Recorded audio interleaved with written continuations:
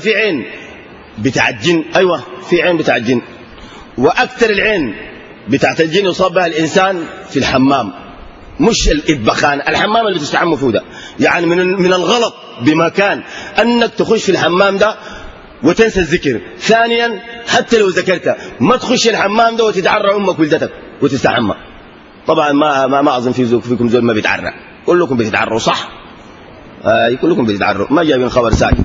الحته دي خطيره جدا جدا، لانه انت لو قلت بسم الله يمكن بسم الله اللهم انا اعوذ بك من الخبث والخبائث بتطرد الجن، او الجن ما بتشوفوه انت في داخل الادبخانه، يوم تجي تقول الكلام ده في جن في الادبخانه دي، الجن ده ما بشوفك على الاطلاق، بيعمل منك نهايه، ما بشوفك عشان يضرك ولا بتاع.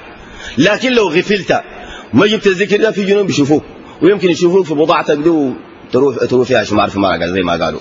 فعمل حسابك يبقى تعمل شنو؟ تعمل لك نكسي صغير، نكسي صغير بتاع الملابس البتروليه دي، لانه ما بيمسك المويه كثير.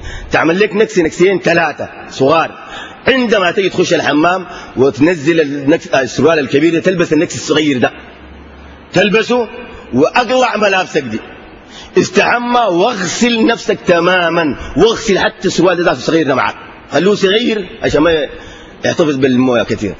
اغسله ودخل بيدك بجوا، اغسل اي حاجه انت بدك تغسلها.